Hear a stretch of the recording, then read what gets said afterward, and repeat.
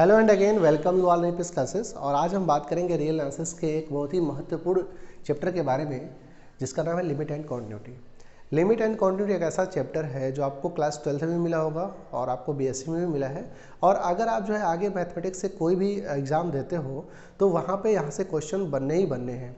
अब देखो limit and quantity में क्या चीज़ है, अगर मैं आपको 100 क्वेश्चन करा दूँ तो इस बात की गारंटी नहीं कि आप एग्जाम में 100 क्वेश्चन कर लेंगे। बट अगर मैं बेसिक कॉन्सेप्ट पर थोड़ी सी आपकी पकड़ मजबूत कर दूं तो इस बात की गारंटी है कि आप 80% क्वेश्चन तो कर ही सकते हैं। तो फिलहाल इस चैप्टर में मैं क्वेश्चंस कराने के पहले आपको कुछ मैं बेसिक कॉन्सेप्ट क्लियर करना चाहता हूं जो कि आपके लिए काफ़ी बेनिफिशियल है। अच्छा, अगर आपने अब तक जो है रियल एनालिसिस में कुछ भी नहीं पढ़ा है इन दिस पर्टिकुलर चैप्टर मतलब लिमिट एंड क्वांटिटी, तो आप बिल्कुल निश्चिंत हो जाइए क्योंकि यहाँ पर मैं आपको कॉन्सेप्ट के साथ साथ क्वेश्चंस भी बताऊँगा, ठीक है। और आपके यूनिवर्सिटी गोरखपुर के कोर्स बुक के हिसाब से ही मैं चल रहा हूँ। अच्छा, इसके पहले सीक्वेंस का पूरा मैंने एक ही वीडियो में पूरा सीक्वेंस कवर किया है, आप जाके मेरे चैनल से देख सकते हैं। और सीरीज के मैंने 4 वीडियो अपलोड किए हैं जिसमें मैंने इनफाइनाइट सीरीज के लगभग 50+ क्वेश्चन कराए हैं और जो भी इंपॉर्टेंट रिजल्ट बनते हैं उसको भी मैंने करा दिया है। तो अगर आपने नहीं देखा है तो जाके मेरे चैनल से देख सकते हैं। चलिए आज स्टार्ट करते हैं हम लोग लिमिट क्वांटिटी के बारे में और टॉपिक टू टॉपिक बढ़ते जाएंगे। हमको पढ़ना क्या क्या है, देखो सबसे पहले रियल वैल्यूड फंक्शन पढ़ेंगे, फिर इक्वलिटी ऑफ फंक्शन पढ़ेंगे, फिर constant function, zero function, identity function, फिर अलजेब्रा ऑफ फंक्शन, फिर ऑर्डर रिलेशन, फिर बाउंडेड अनबाउंडेड फंक्शन, फिर मोनोटोनिक फंक्शन, फिर लिमिट, ठीक है। तब जाके लिमिट आया। लिमिट के बाद कुछ क्वेश्चंस, फिर कॉन्टिन्यूटी, फिर डिसकॉन्टिन्यूटी, फिर टाइप ऑफ डिसकॉन्टिन्यूटी, फिर कुछ क्वेश्चन करेंगे।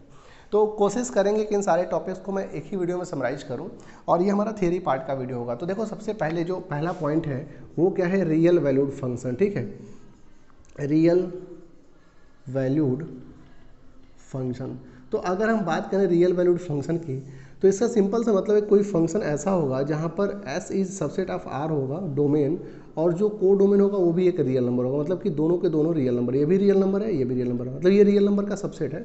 तो एक ऐसा फंक्शन जहाँ पे इनपुट जो है रियल नंबर से है और जो आउटपुट मिले वो भी जो है रियल नंबर से है। तो इनपुट और आउटपुट अगर दोनों रियल नंबर सेट से बिलोंग करते हैं तो इस पर्टिकुलर जो है फंक्शन को हम बोलते हैं रियल वैल्यूड फंक्शन, ठीक है। मतलब कि इनपुट आउटपुट दोनों के दोनों रियल नंबर सेट से बिलोंग करते हैं तो हम बोलते हैं रियल वैल्यूड फंक्शन। अब हम इक्वलिटी ऑफ फंक्शन की बात करेंगे। तो देखो इक्वलिटी ऑफ फंक्शन में एक चीज़ आपको जरूर ध्यान में रखना है कि किसी फंक्शन को हम कंपेयर तभी करेंगे या फिर इक्वलिटी ऑफ फंक्शन की बात तभी करेंगे जब दोनों का डोमेन सेम होगा। मतलब कि सेकेंड पॉइंट क्या है, इक्वलिटी ऑफ फंक्शन। अगर हम इक्वलिटी ऑफ फंक्शन की बात करें तो f जो है, एक सपोज करो s is subset of r from real number and g s is subset of r from real number. अब हम बोलेंगे f of x is equal to g of x for all x belongs to s is subset of r, ठीक है। मतलब कि दोनों का जो डोमेन है ना, डोमेन मस्ट बी इक्वल, तभी हम दो फंक्शंस को जो है कंपेयर कर सकते हैं या फिर इनको इक्वलिटी की बात करेंगे। तो equality of functions, for the equality of function we must have same domain, ठीक है। F of x is equal to G of X for all X belongs to S is subset of R. तो ये हो गया equality of function. अभी हमने पहला topic पढ़ लिया रियल वैल्यूड फंक्शन, फिर इक्वलिटी ऑफ फंक्शन पढ़ लिया। अब हम constant function, zero function and identity function को देखेंगे। मैं यहाँ पे आपको बताते चलूँ कि लिमिट एंड क्वांटिटी में ग्राफिकल अप्रोच भी काफ़ी काम करता है। अगर आपके एमसीक्यू टाइप के क्वेश्चन हैं और अगर आपके ग्राफिकल अप्रोच मजबूत है तो आपको जो है समझिए कि कोई भी दिक्कत नहीं होगी। मतलब आपके लिए काफ़ी बेनिफिशियल मैटर रहेगा कि अगर आपको ग्राफिकल अप्रोच अच्छे है ना तो समझिए कि आपको बहुत लाभ मिलने वाला है। चलिए नेक्स्ट पॉइंट हम लोग देखते हैं, कॉन्स्टेंट फंक्शन, ठीक है। कॉन्स्टेंट फंक्शन, अगर हम कांस्टेंट फंक्शन की बात करें तो जैसे मान लो कोई आपके पास f सबसेट ऑफ r से और रियल नंबर पे है, ठीक है। मैंने यहाँ पे r को कुछ इस प्रकार से लिखने की कोशिश की, रीजन ये है कि इसको मैं रियल नंबर बोलूँगा। अगर सिंपल मैं r बनाता हूँ तो ये एब्स्ट्रैक्ट एलिमेंट में रिंग थ्योरी को रिप्रेजेंट करने लगता है, ठीक है। तो नोटेशन r को ऐसे ही रखो रियल नंबर। तो यहाँ से अगर मैं f ऑफ x लूँ और ये c मिल जाए for all x belongs to real number subset of r, ठीक है, belongs to s subset of r। तो मतलब आप कुछ भी इनपुट लाओ, ठीक है, इनपुट कुछ भी हो आपको आउटपुट हमेशा एक कांस्टेंट c मिलेगा। अगर इसके हम ग्राफ की बात करें तो मैंने सपोज करो मान लिया f of x is equal to मैंने 2 ले लिया। अब इस एक्स की चॉइसेस जो है आप इस प्रॉपर डोमेन से कुछ भी रखो, ठीक है, आप 1 रखो, 2 रखो, 3 रखो, 4 रखो, 5 रखो, 6 रखो, कुछ भी रखो, तो आपको यहाँ पे रिजल्ट हमेशा 2 मिलने वाला है। तो इसका जो ग्राफ बनेगा, एक्स एक्सिस हो गया, वाई एक्सिस हो गया, एक्स की वैल्यू अगर मैंने 0 रखा, देखो एफ ऑफ 0 पे भी हमको 2 मिलेगा, एफ ऑफ 1 पे भी हमको 2 मिलेगा, एफ ऑफ 2 पे भी हमको 2 मिलेगा, एंड सो ऑन। और अगर मैं एफ ऑफ -1 रखूँ तब भी मुझे 2 मिलेगा, क्योंकि मैंने 2 यहाँ पे फिक्स कर दिया। यहाँ पे एक्स वगैरह कुछ होता तो इसके हिसाब से इसकी वैल्यू बदलती, बट यहाँ पे 2 फिक्स है तो कोई बात नहीं है। तो 0 पे भी हमको 2 मिला, हमको 1 पे भी 2 मिला, हमको 2 पे भी 2 मिला, -1 पे भी 2 मिला, -2 पे भी 2 मिला। तो यहाँ से ये जो लाइन ड्रॉ करेंगे, सॉरी ये थोड़ा सा मिस्टेक हो गया, मतलब 0 पे 2, 1 पे 2, 2 पे 2, तो ये जो है ना x = 2 ये लाइन रिप्रेजेंट करेगी। तो कांस्टेंट फंक्शन का ग्राफ कुछ ऐसे होता है, और कांस्टेंट फंक्शन जो है ऑलवेज कॉन्टिन्यूअस होता है, ठीक है। चलिए आगे हम और भी बात करेंगे। अभी सेकेंड क्वेश्चन क्या है अपना, सेकेंड पॉइंट है जीरो फंक्शन, ठीक है। अगर हम जीरो की बात करें तो zero function is also a constant function, ठीक है। अगर मैंने एफ ऑफ एक्स = 0 पुट कर लिया for all x belongs to S subset of R, तो यहाँ पे f ऑफ 0 पे 0 मिलेगा, f ऑफ 1 पे भी 0 मिलेगा, f ऑफ 2 पे भी 0 मिलेगा, f ऑफ -1 पे भी 0 मिलेगा। मतलब मैंने 0 फिक्स कर लिया है। तो इसका अगर ग्राफ बनाए तो ये आपका हो गया y एक्सिस, ये हो गया आपका x एक्सिस, ठीक है। और 0 पे 0, ठीक है, 1 पे 0, 2 पे 0, -1 पे 0, -2 पे 0। तो यहाँ पे अगर आपको बताएं तो इसका जो ग्राफ बनेगा वो x एक्सिस के ऊपर ही एक लाइन जो है आप ड्रा कर दीजिए, x एक्सिस के ऊपर एक लाइन ड्रॉ कर दीजिए, और यही आपका रिक्वायर्ड ग्राफ हो जाएगा, ठीक है। तो उम्मीद करते हैं आपको जो है जीरो फंक्शन और कांस्टेंट फंक्शन समझ में आ गया होगा। अब हम आइडेंटिटी के ऊपर बात करेंगे कि आइडेंटिटी फंक्शन क्या होता है, ठीक है। देखो सारी चीज़ों को मैं समराइज करते हुए चल रहा हूँ, फिर आपको मैं क्वेश्चन भी कराऊंगा, और यहाँ से जितने भी क्वेश्चन बन सकते हैं बनेंगे। और लिमिट क्वांटिटी में टोटल हमारे जो है near about 4 to 5 video lecture आएंगे, और आप अगर पूरा देख लेंगे ना तो आप समझ लो कि किसी को लिमिट क्वांटिटी पढ़ा सकते हो। इतना कॉन्फिडेंस आपके अंदर डेवलप हो जाएगा कि आप किसी को लिमिट क्वांटिटी पढ़ाने लगोगे, ठीक है, मतलब कि आपको बहुत अच्छे से आ जाएगा। देखो अगला पॉइंट क्या है, आइडेंटिटी फंक्शन, ठीक है। आइडेंटिटी फंक्शन, अगर हम आइडेंटिटी फंक्शन की बात करें तो मतलब क्या कि function f subset of R से रियल नंबर पर, और f ऑफ x = x मिल जाए for all x belongs to S subset of R। इसे हम बोलते हैं आइडेंटिटी फंक्शन। मतलब कि जैसा इनपुट रहेगा वैसा ही आउटपुट मिलेगा। आप समझ पा रहे हो। ऐसे मान लो मैंने f ऑफ 0 लिखा, आपको 0 मिला। मैंने f ऑफ 1 लिखा, आपको 1 मिला। मैंने f ऑफ 2 लिखा, आपको 2 मिला। अच्छा, मैंने f ऑफ -1 लिखा, आपको -1 मिलेगा। f ऑफ -2 लिखा, आपको -2 मिलेगा। जैसा इनपुट वैसा आउटपुट। अच्छा, इसका अगर हम ग्राफ प्लॉट करें तो देखो ये जो है आपका हो गया y एक्सिस, ठीक है, ये आपका हो गया x एक्सिस। 0 पे 0 मिला, अगर मैं यहाँ 1 लेके चलूँ तो मुझे इसके रिस्पेक्ट में यहाँ पे 1 1 मिलेगा, ये 1 1। अगर मैं यहाँ पे 2 लेके चलूँ तो मुझे रिजल्टेंट 2 यहाँ पे मिलेगा। अगर मैं -1 लेके चलूँ तो मुझे -1 मिल रहा है, -2 लेके चलूँ तो -2 मिल रहा है। अगर मैं प्लस का 3 लेके चलूँ तो मुझे प्लस का 3 यहाँ पे मिलेगा। तो यहाँ पे जो इसका ग्राफ बनने वाला है वो कुछ इस प्रकार से है। आइडेंटिटी फंक्शन का जो ग्राफ है वो कुछ इस प्रकार से जाएगा, 0 से पास करता हुआ ऐसे जाएगा। ये पॉइंट क्या है, 0 पे 0 आया, ये क्या है 1 पे 1 आया, ये क्या है 2 पे 2 आया, ये क्या है 3 पे 3 आया। मतलब 3 इनपुट डाले 3 आउटपुट मिला। यहाँ पे देखो -1 -1, ये -2 -2, और ऐसे ही चला जाएगा, ठीक है, ये इनफाइनाइट को चला जाएगा। ये y एक्सिस है, ये x एक्सिस है। तो अब मुझे ऐसा लगता है कि आपको आइडेंटिटी फंक्शन भी समझ में आ गया होगा, ठीक है। आइडेंटिटी फंक्शन आपको समझ में आ गया, आइडेंटिटी फंक्शन आपको समझ में आ गया। चलिए अब जो है इसी में छोटी सी एक बात और करेंगे, इवन और ऑड फंक्शन को देख लेते हैं। कौन से फंक्शन इवन होते हैं, कौन से फंक्शन ऑड होते हैं, ठीक है। इवन ऑड फंक्शन क्या क्या होता है, देखो आज मैं पूरा आपको ना बेसिक बताने वाला हूँ, ताकि आपको जो है क्वेश्चंस कुछ भी आए आपके अंदर ये कॉन्फिडेंस हो कि हाँ मैंने कुछ पढ़ा है और मुझे कुछ आता है, ठीक है। तो अगर जो है इवन एंड ऑड फंक्शन की बात करें तो देखो, सबसे पहली बात यह है कि अगर आपको f of minus X is equal to आपको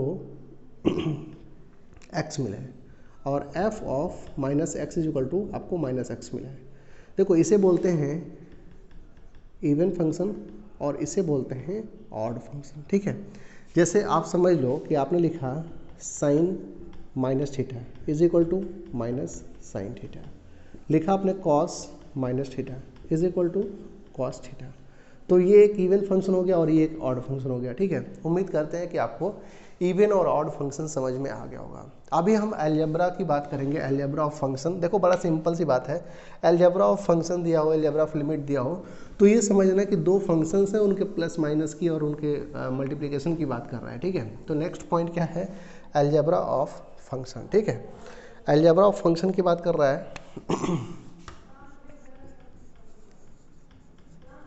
अलजेब्रा ऑफ फंक्शन। अगर अलजेब्रा ऑफ फंक्शन की बात करें तो देखो सबसे पहले आपके पास दो फंक्शन चाहिए, एक होना चाहिए एफ ऑफ एक्स, ठीक है, और एक होना चाहिए जी ऑफ एक्स।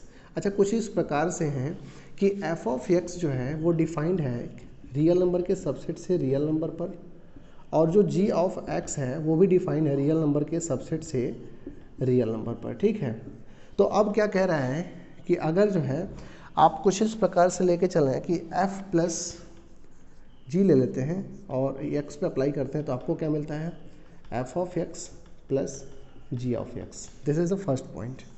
सेकेंड पॉइंट क्या है, अगर आपने f माइनस जी ले लिया और x पर अप्लाई किया तो f of x minus G of X मिलता है।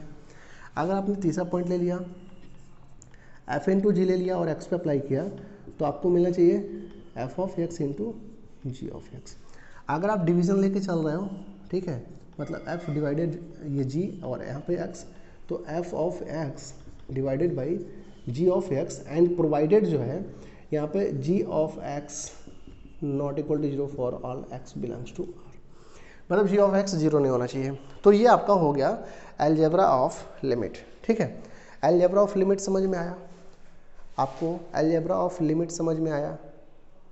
ठीक है, चलिए इसके आगे जो है हमारा जो नेक्स्ट पॉइंट है वो क्या है, ऑर्डर रिलेशन। ऑर्डर रिलेशन के बारे में बात करेंगे।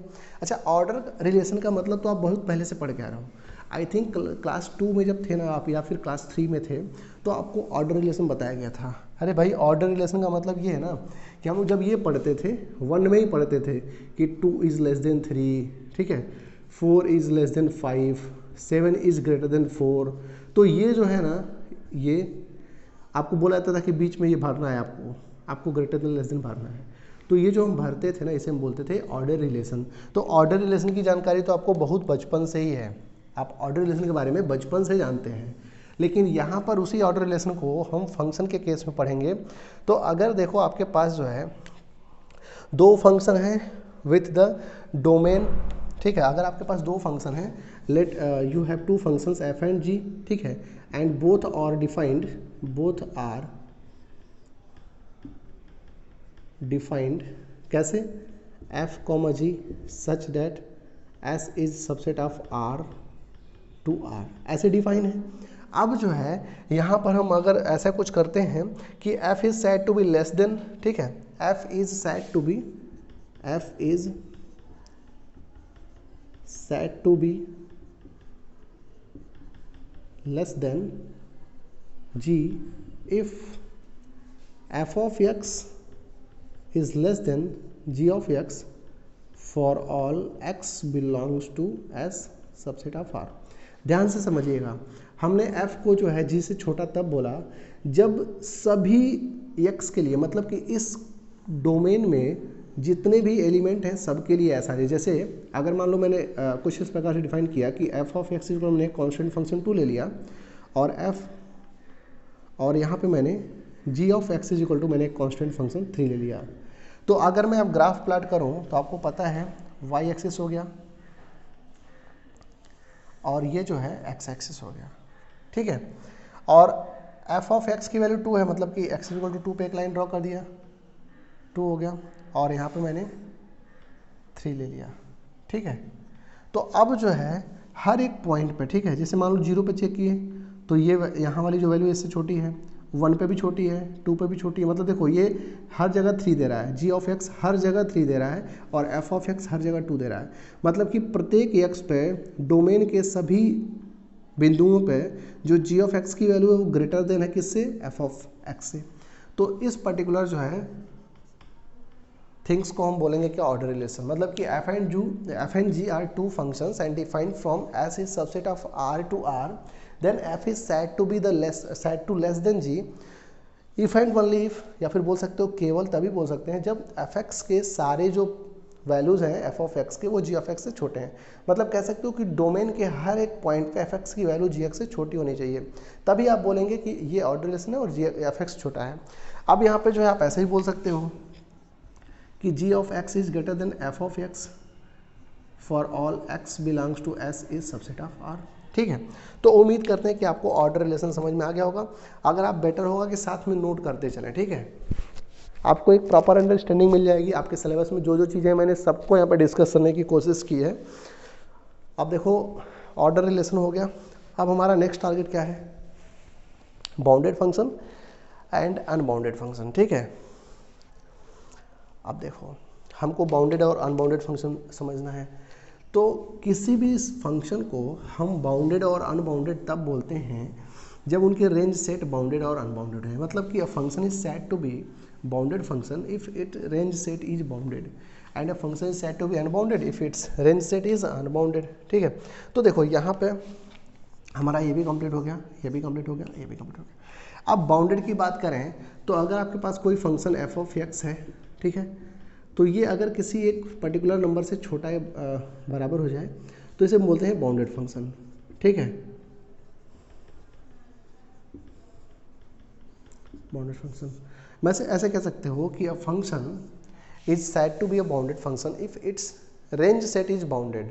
ठीक है, and a function is said to be unbounded if it range set is unbounded. अब रेंज क्या होता है, देखो हमने आपको बहुत पहले बताया था कि फंक्शन जो है ऐसे सबसेट ऑफ r से लेके r तक गए। ठीक है, तो ये वाला तो इनपुट हो गया और ये वाला आउटपुट हो गया। ठीक है, अब जो आउटपुट मिलेगा ना, अगर आउटपुट जो है बाउंडेड हो गया, आउटपुट क्या हो गया, बाउंडेड हो गया, तो फंक्शन क्या है, बाउंडेड है। अगर आउटपुट जो है अनबाउंडेड हो गया तो फंक्शन क्या है, अनबाउंडेड है। ठीक है, अब आते हैं मोनोटोनिक फंक्शन पे। देखो मोनोटोनिक फंक्शन क्या होता है, मोनोटोनिक वर्ड का मतलब ये है ना कि इधर इंक्रीजिंग और डिक्रीजिंग। मोनोटोनिक वर्ड का मतलब ही है कि a function is said to be, देखो डिफिनेशन समझ लो, a function is said to be monotonic function if it is either, या फिर इधर मोनोटोनिक इंक्रीजिंग और मोनोटोनिक डिक्रीजिंग। अब देखो अगर मोनोटोनिक वर्ड आया, ठीक है, मोनोटोनिक जो है वर्ड आया तो दो चीज़ें हैं, एक तो हो जाएगा इंक्रीजिंग, ठीक है, और एक हो जाएगा डिक्रीजिंग। अब ज़रा दोनों को समझेंगे। जैसे मान लो यहाँ पे x1 is greater then x2 है, ठीक है, यहाँ पे x1 is greater then x2 है, तो f ऑफ, ऐसे कर लो, x1 is less then x2, तो f of x1 is less then f of x2। अभी ग्राफ से समझ में आएगा, ठीक है। और यहाँ पे अगर x1 is less then x2 है लेकिन f of x1 is greater than f of x2 है, इसे हम बोलेंगे डिक्रीजिंग फंक्शन, इसे बोलेंगे इंक्रीजिंग फंक्शन। अगर हम ग्राफ की बात करें तो ध्यान से समझना, जैसे मान लो हमने जो है ये दाएं बाएं चला जा रहा है भाई, देखो हमने क्या किया, y एक्सिस ड्रॉ किया, x एक्सिस ड्रॉ किया, ठीक है। अब यहाँ पे हमने x1 एक पॉइंट ले लिया और यहाँ पे हमने x2 एक पॉइंट ले लिया। x1 के रिगार्डिंग हमने जो है यहाँ पर एक जो है f ऑफ x1 लिया और x2 पे हमने f ऑफ x2 यहाँ पे ले लिया, ठीक है। देखो यहाँ पे पर्टिकुलर पॉइंट ये मिला, x1 से रिलेटेड ये पॉइंट मिला और x2 पे ये पॉइंट मिला, तो कुछ इस तरीके का ग्राफ है। एक मिनट, थोड़ा सा मैंने गलत बना दिया है, इसे आप x2 लेंगे, इसे आप x1 लेंगे, ठीक है। मतलब कि x1 is less then x2, x1 जो है x2 से छोटा है, अरे भाई इधर 0 है, 1 है, 2 है, 3 है, तो x2 बड़ा है x1 से, और जो f ऑफ x2 है वो भी f ऑफ x1 से बड़ा है। तो यहाँ पे आपको पॉइंट ये मिलेगा x1 पे ये, और x2 पे आपको पॉइंट यहाँ मिलेगा। तो अगर जो है ग्राफ आपका कुछ इस मैनर में ऐसे जाता है, ठीक है, इस मैनर में जाता है, तो इसे हम बोलते हैं इंक्रीजिंग। जैसे आपको पता नहीं e⁴x कुछ ऐसे बनाते हो, तो ये इंक्रीजिंग ग्राफ हो गया। अच्छा, यहाँ पे अगर हम सेकेंड वाले की बात करें, ध्यान से समझना इन चीज़ों को, बड़े ही मैंने अच्छे से आपके चैप्टर को समराइज करने की कोशिश की है, और मैं पूरा आपको एक जो है चाहता हूँ कि लिमिट कॉन्टिन्यूटी का आपके जो कोर्स बुक में सारे पॉइंट्स का एक ओवरव्यू मिल जाए, ठीक है। फिर आप बहुत देर क्वेश्चन लगाते रहेंगे, कॉन्सेप्ट पे पकड़ बन जाएगी तो आपको बहुत सारे क्वेश्चन मिलेंगे, ठीक है। यहीं से क्वेश्चन बन सकता है कि इंक्रीजिंग डिक्रीजिंग फंक्शन से ही क्वेश्चन बन सकता है, ठीक है। चलिए फिलहाल यहाँ पे हम बात करेंगे x1 की वैल्यू x2 छोटी, यहाँ पे हमने x1 ले लिया, यहाँ पे हमने x2 ले लिया, ठीक है, और यहाँ पे एक पॉइंट ले लिया यहाँ पे। अब जो है f ऑफ x1 की वैल्यू यहाँ पे हमने f ऑफ x1 की वैल्यू जो है बड़ी रखी, और f ऑफ x2 की वैल्यू हमने छोटी रखी। अब यहाँ पे ये पॉइंट मिला और यहाँ पे ये पॉइंट मिला, तो इस ग्राफ को हमने ऐसे बनाया, ठीक है, ये इधर जा रहा है और ये इधर जा रहा है। तो ये इंक्रीजिंग फंक्शन है और ये डिक्रीजिंग फंक्शन है। आई होप आपको इंक्रीजिंग डिक्रीजिंग समझ में आ गया होगा, मोनोटोनिक पता चल गया। मोनोटोनिक फंक्शन का मतलब सिर्फ इतना होता है कि a function is said to be a monotonic if it is either monotonic increasing or monotonic decreasing. और अगर इंक्रीजिंग है तो कुछ ऐसी फिनोमिना मिलेगी, डिक्रीजिंग है तो कुछ ऐसी फिनोमिना मिलेगी। अब हम आते हैं अपने पॉइंट, जो हमारा चैप्टर का नाम है लिमिट। अब हम लिमिट पे आते हैं और लिमिट को समझते हैं कि लिमिट होता क्या है, ठीक है। देखो फिलहाल जो है आपको सिंपल सी बात इतनी बताई गई थी क्लास 12th में कि अगर जो है किसी पर्टिकुलर पॉइंट पे लेफ्ट हैंड लिमिट और राइट हैंड लिमिट अगर इक्वल हो जाए तो हम बोलते हैं लिमिट एक्सिस्ट, ठीक है। अगर किसी पर्टिकुलर पॉइंट पे left hand limit is equal to right hand limit हो जाए तो हम बोलते हैं लिमिट एक्सिस्ट, ठीक है। तो वहीं से स्टार्ट करते हैं अपने टॉपिक को, लिमिट एक्सिस्ट और लिमिट नॉट एक्सिस्ट से स्टार्ट करेंगे बातों को। तो चलिए स्टार्ट करते हैं लिमिट को, ठीक है। उम्मीद कर रहे हैं कि अब तक मैंने जो भी चीज़ें आपको बताई वो सब समझ में आया होगा। देखो वीडियो थोड़ा सा लंबा हो जाएगा बट डजंट मैटर, आप पूरे अच्छे से पढ़ेंगे, ठीक है, पूरे अच्छे से इसको समझेंगे कि लिमिट होता क्या है, ठीक है। चलो अब जो है हम बात करेंगे लिमिट की। तो अपना अगला पॉइंट क्या है, लिमिट। देखो अगर लिमिट की बात करें तो आपके पास कोई अगर फंक्शन f ऑफ x है, इसकी लिमिट निकालनी है, तो whenever left hand limit is equal to right hand limit, तो हम बोलते हैं लिमिट एग्जिस्ट। लिमिट क्या कर गया, एग्जिस्ट कर गया, ठीक है। या फिर ऐसे लिखते हैं कि limit x tends to 0 f of x is equal to l। या फिर ऐसे लिख सकते हैं f of x minus l is less than epsilon, ठीक है। कई सारे डिफिनेशंस हैं। देखो इसको हम जो है एप्सिलॉन डेल्टा और डिफिनेशन बोलते हैं कि f ऑफ x की वैल्यू l है। जैसे मान लो आपके पास कोई एक ग्राफ है, ठीक है, आपको यहाँ से ग्राफ लेके आ रहे हैं, f ऑफ x जो है यहाँ पे कोई एक पॉइंट f ऑफ x मिला, ठीक है, कोई पॉइंट आपको f ऑफ x मिला, ऐसे यहाँ पे f ऑफ x मिला, ठीक है, और यहाँ पे x है, यहाँ पे f ऑफ x है, और f ऑफ x और l की वैल्यू जो है लेस देन है, मतलब कि दोनों के बीच में जो है बहुत कम डिफरेंस हो, तो इस पर्टिकुलर l को हम बोलते हैं लिमिट ऑफ द फंक्शन। फिलहाल ये डिफिनेशन आप लोग ऑलरेडी जानते हो और यहाँ से आपका काम चल जाएगा। ग्राफिकल अप्रोच से आपको क्वेश्चन तो नहीं पूछेंगे जहाँ तक मुझे उम्मीद है।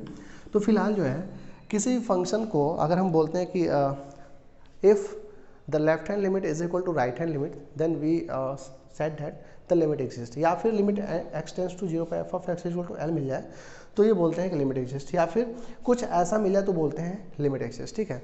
अच्छा, जब मैं आपके न्यू ईयर के लिए सब्जेक्ट्स पढ़ाऊंगा तो मैं डिटेल में बात करूंगा, सारे डिफिनेशन को लिखवाऊंगा। फिलहाल अभी डिफिनेशन लिखने की कोई जरूरत नहीं है, अभी आपको सिंपली जो है लिमिट को समझने की जरूरत थी कि हाँ लिमिट ऐसे होता है। अब अगर कुछ क्वेश्चन की बात करें, ठीक है, तो इसमें जो है एक क्वेश्चन तो आपको कई बार जो है पूछा गया है और आगे भी पूछा जा सकता है। तो अगर मान लो आपके पास एक क्वेश्चन ऐसा दे दें, ठीक है, कि limit x tends to 0 sine x by x, ठीक है। तो आप जो है मान लो ऑप्शन में दे दे 0, आपको ऑप्शन बी दे दे क्या 1, आपको ऑप्शन सी दे दे क्या 2 और डी दे दे नन ऑफ दिस, ठीक है। तो यहाँ पे करेक्ट ऑप्शन क्या होगा, देखो यहाँ पे करेक्ट ऑप्शन आपका 1 हो जाएगा, ठीक है। अच्छा, अगर यही नहीं, अगर जो है आपको कुछ इस प्रकार से भी दे दे कि limit x tends to 0 x upon sine x अगर दे दे, तो आपको वैल्यू क्या मिल जाएगी यहाँ पे, आपको यहाँ पे वैल्यू मिल जाएगी कितनी 1 ही मिलेगी, ठीक है। मतलब इस केस में भी 1 और इस केस में भी 1। ऐसा हो क्यों रहा है, देखो आपको पता है कि अगर हम साइन एक्स को अगर एक्सपेंड करें तो साइन एक्स जो है कि इनफाइनाइट सीरीज है और इसकी वैल्यू जो है कुछ इस प्रकार से होती है एक्स माइनस ऐसे होती है, ऐसे होती है x minus x cube by factorial 3, ठीक है। आगे माइनस होता है प्लस होता है, आगे शायद प्लस होता है, ठीक है। एक्स पे पावर 5 अपॉन फैक्टोरियल 5 ऐसे एंड सो ऑन, ठीक है। और x की वैल्यू नीचे है, तो अगर आपको यूज करना है since you know that this, तो आप यहाँ पर लिखेंगे लिमिट x टेंस टू 0 और साइन x की वैल्यू जो है उठा के ये वाली पुट कर लो, तो x minus x cube upon factorial 3 plus x to the power 5 upon factorial 5 minus and so on, ठीक है। अपॉन में x कर लो, अगर आप जो है लिमिट लगा के x टेंस टू इनफाइनाइट पे, अगर जो है यहाँ पे आपने क्या किया x को कॉमन कर लिया, तो यहाँ पे 1 मिला, यहाँ पे एक्स स्क्वायर अपॉन फैक्टोरियल 3 मिलेगा, x पे पावर 4 अपॉन फैक्टोरियल आपको 4 मिलेगा, ठीक है, सॉरी फैक्टोरियल 5 मिलेगा, और अपॉन में x से x कैंसिल और x को 0 पे ये सब 0 हो जाएगा, आपको यहाँ से वैल्यू सिर्फ और सिर्फ 1 मिलने वाली है, ठीक है। तो आपका ये पर्टिकुलर क्वेश्चन यहाँ पे सही हो जाएगा, ठीक है। चलिए, उम्मीद करते हैं आपको ये समझ में आएगा।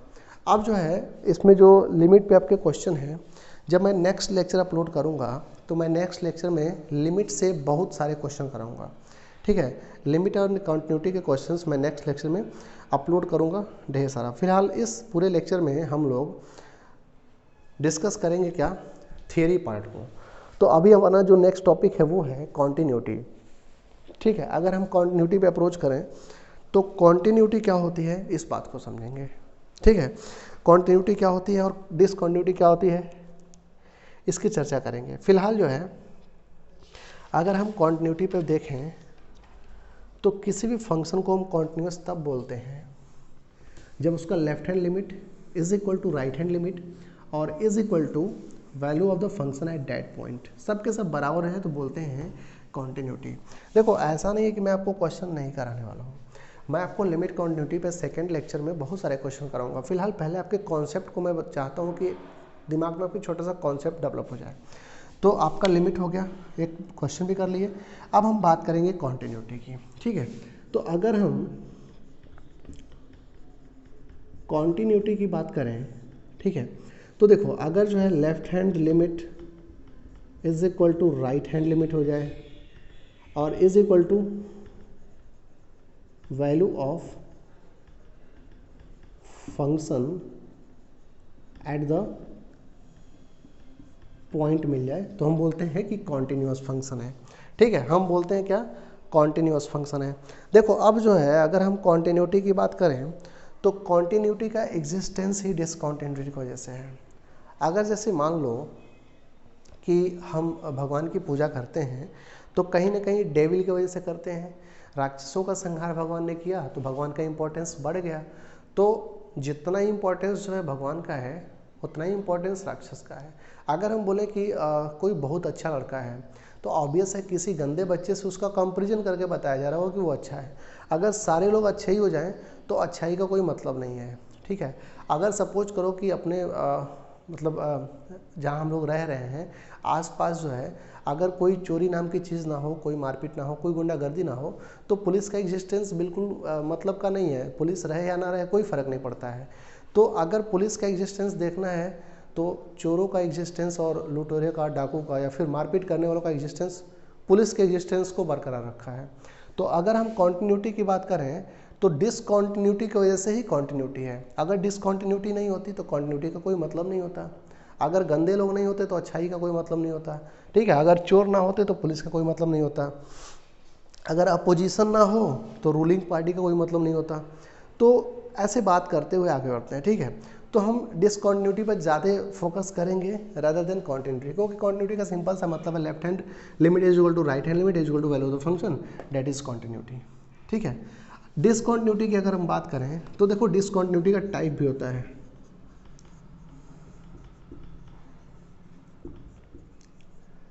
डिसकॉन्टिन्यूटी की बात करें तो डिसकॉन्टिन्यूटी को टोटल जो है 3 पार्ट में डिवाइड किया गया है, ठीक है। पहला है removal discontinuity, the very first point is removal discontinuity. आपका जो दूसरा पॉइंट है, ठीक है, वो है जंप डिसकॉन्टिन्यूटी, ठीक है।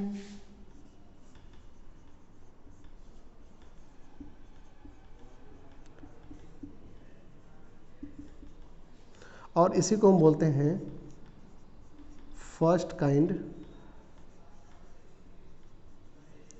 डिसकॉन्टिन्यूटी, ठीक है। अच्छा, जो तीसरा पॉइंट है उसे हम बोलते हैं सेकेंड काइंड डिसकॉन्टिन्यूटी। तो पहले और दूसरे को समझ लें। यहाँ पे रिमूवल डिसकॉन्टिन्यूटी और जंप डिसकॉन्टिन्यूटी समझ लें।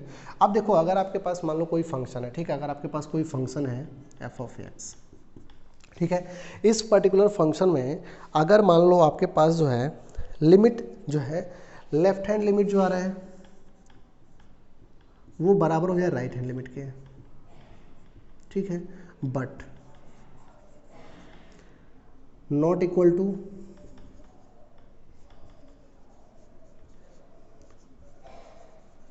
Value of the function at point. मतलब समझने की कोशिश करेंगे। देखो, इसमें आपको मेनली करना क्या है, देखो अगर जो है मान लो आपको कुछ ऐसा फिनोमिनन मिलता है, ठीक है, कि limit x tends to a f of x is not equal to f of a, ठीक है। मतलब कि देखो limit x tends to a minus f of x is equal to limit x tends to a plus f of x, left hand limit is equal to right hand limit is not equal to value of the function, ठीक है। ये जो point है इसे हम बोलते हैं removal discontinuity. Limit जो है left hand limit is equal to right hand limit but value of the function not equal, तो हम बोलते हैं रिमूवल डिसकॉन्टिन्यूटी। अगर इसका हम एग्जांपल देखें तो एग्जांपल कुछ इस प्रकार से होगा, f of x is equal to, हमने ऐसे लिखा साइन एक्स बाई एक्स, ठीक है, हमने लिखा sine x by x whenever x is not equal to zero, and यहाँ पर हमने लिखा zero whenever x is equal to zero, ठीक है। तो इसमें जो है पर्टिकुलर अगर देखें तो रिमूवल डिसकॉन्टिन्यूटी है, क्यों? क्योंकि sine x by x not equal to zero, ठीक है, but x equal to zero पर इसकी वैल्यू जो है जीरो नहीं 1 होती है, यहाँ पर वैल्यू 1 आनी चाहिए। तो इसके पास रिमूवल डिसकॉन्टिन्यूटी है। और ये क्वेश्चन जो है कई बार पूछा हुआ है, ठीक है, कि which type of discontinuity have this particular function, ठीक है। देखो यहाँ पे अगर आप जो है limit x tends to zero करते हो और साइन x बाई एक्स करते हो तो आपको वैल्यू 1 मिलेगी, लेकिन यहाँ पे जीरो दे रखा है तो f of zero is equal to 1 आना चाहिए ना, लेकिन यहाँ पे जीरो दे रखा है, तो इसके पास रिमूवल डिसकॉन्टिन्यूटी है। लिमिट एग्जिस्ट कर रहा है तो आपको वैल्यू 1 मिल रही है, but value of the function zero दे रखा है, तो इस पर्टिकुलर फंक्शन के पास जो है रिमूवल डिसकॉन्टिन्यूटी है। और ये आपके एग्जाम पॉइंट ऑफ व्यू से बहुत ही इंपॉर्टेंट क्वेश्चन वाला है कि sine x upon x, x is not equal to zero पे क्या है, ये है, और एक्स इक्वल टू जीरो पर जीरो रखा है, तो इसके पास रिमूवल डिसकॉन्टिन्यूटी है। तो उम्मीद करते हैं आपको समझ में आएगा। अब देखो जो दूसरा आपका डिसकॉन्टिन्यूटी है, इसमें क्या होता है कि left hand limit is not equal to right hand limit. देखो लेफ्ट हैंड लिमिट कुछ और आए, राइट हैंड लिमिट कुछ और आए, तो हम बोलते हैं जंप डिसकॉन्टिन्यूटी या फिर फर्स्ट काइंड की डिसकॉन्टिन्यूटी है। अच्छा, यहाँ पर अगर हम बात करें तो f of x is equal to signum function आप ले लो, मॉड एक्स अपॉन एक्स लेके चलो, तो इसके पास जंप काइंड डिसकॉन्टिन्यूटी है। मतलब ये कि ऐसी डिसकॉन्टिन्यूटी जिसमें left hand limit is not equal to right hand limit, ठीक है, तो हम बोलते हैं जंप डिसकॉन्टिन्यूटी। अगर इसका हम बात करें तो ये जो फंक्शन है वो कुछ इस प्रकार से होगा, f of x is equal to x zero minus x whenever x is greater than zero, whenever x is equal to zero and whenever x is less than zero. अगर इसके हम graph की बात करें तो इसका graph कुछ इस प्रकार से बनता है, जीरो पे जीरो आएगा, जीरो से ऊपर जाएंगे तो यहाँ पे एक ब्लैंक करके और ऐसे आगे बढ़ जाएंगे, और यहाँ पे ब्लैंक करके इधर आगे बढ़ जाएंगे, ठीक है।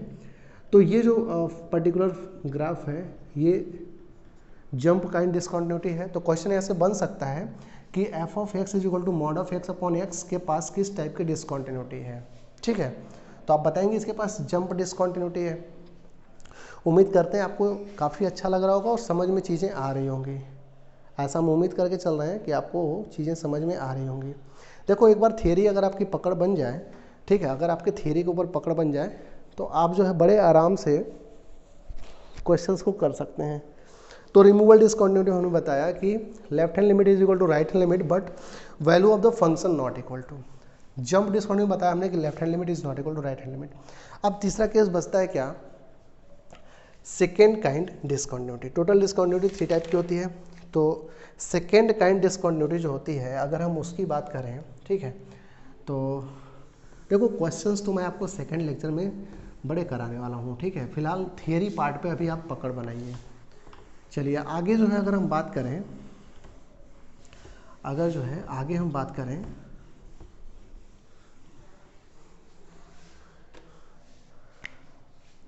सेकेंड काइंड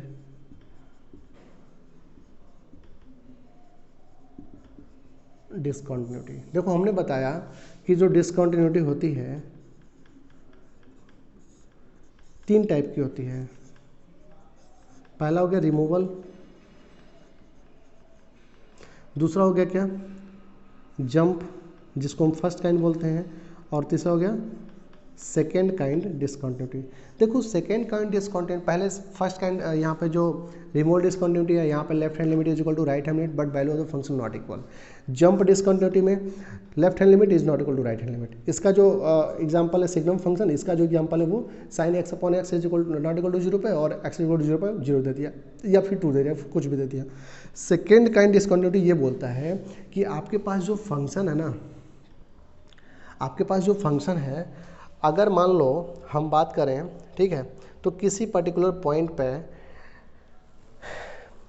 अगर जो है कोई एक लेफ्ट हैंड लिमिट या राइट हैंड लिमिट एग्जिस्ट ही ना करे, ठीक है, हमको मान लो कोई फंक्शन दिया है एफ ऑफ एक्स, कोई एक फंक्शन दिया है और limit x tends to a दिया है, ठीक है, तो ऐसा हो जाए कि limit x tends to a minus, ठीक है, F of x does not exist, या फिर दे दे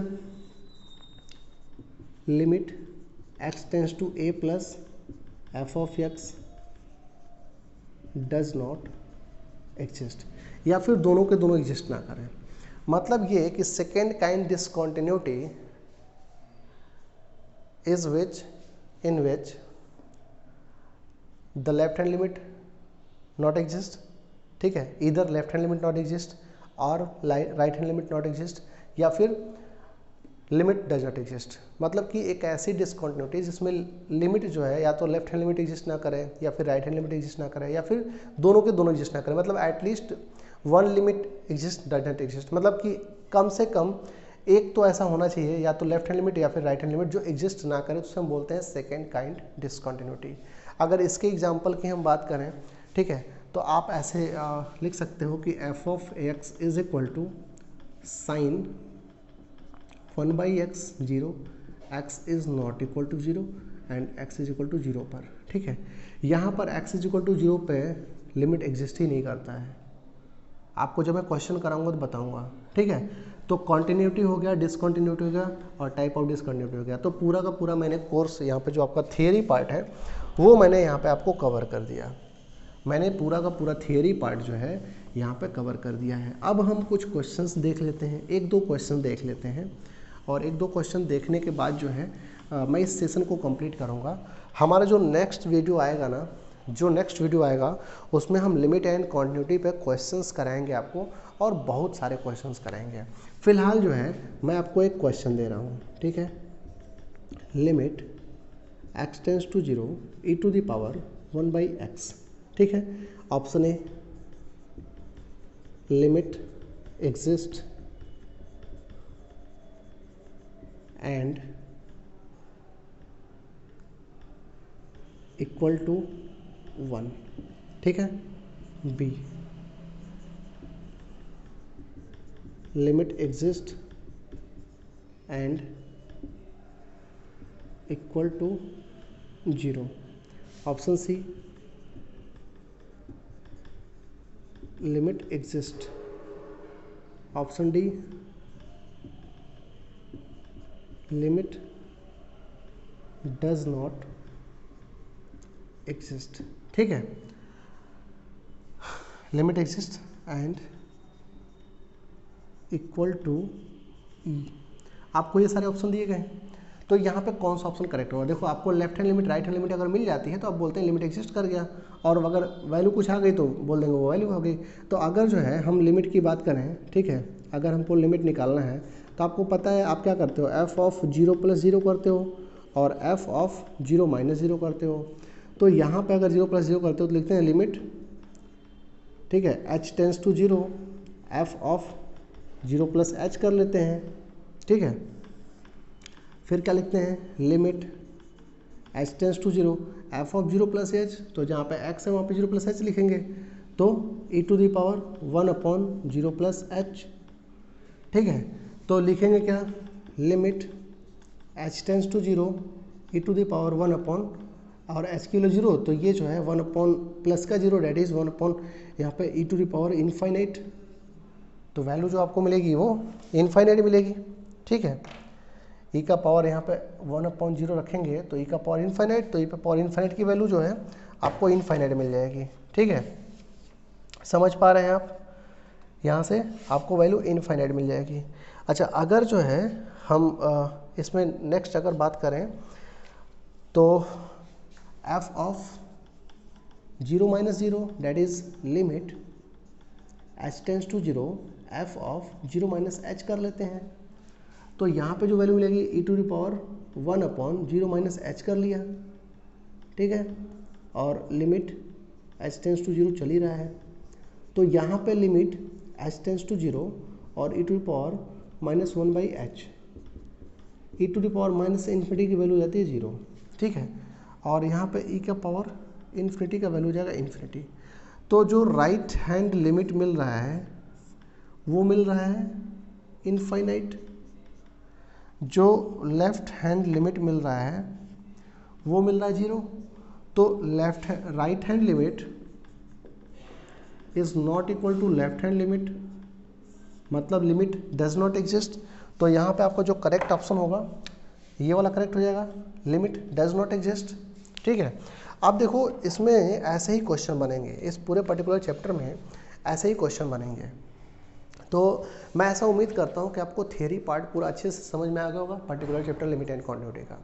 नेक्स्ट वीडियो जो इसकी आएगी वो आपको कल या परसों मिल जाएगी, और उसमें मैं मोर देन 30+ क्वेश्चन डिस्कस करूँगा, और सेम इसी कॉन्सेप्ट में होंगे, और आपको ऐसा लगेगा ना कि आप क्वेश्चंस कर ले रहे हो। तो सबसे पहले हमने जो पकड़ बनानी थी पॉइंट्स के ऊपर, थियरी पार्ट के ऊपर, तो पकड़ तो बन चुकी, ऐसा उम्मीद करते हैं। और नेक्स्ट वीडियो में हम क्वेश्चंस कराएंगे तो आप उसको एंजॉय करेंगे जैसे आपने इस क्वेश्चन को एंजॉय किया होगा, ठीक है। तो मिलते हैं नेक्स्ट सेशन में। Thank you for watching this particular session and have a great day everyone. Take care, bye and all the best for your examination, ठीक है। Okay, bye everyone, take care.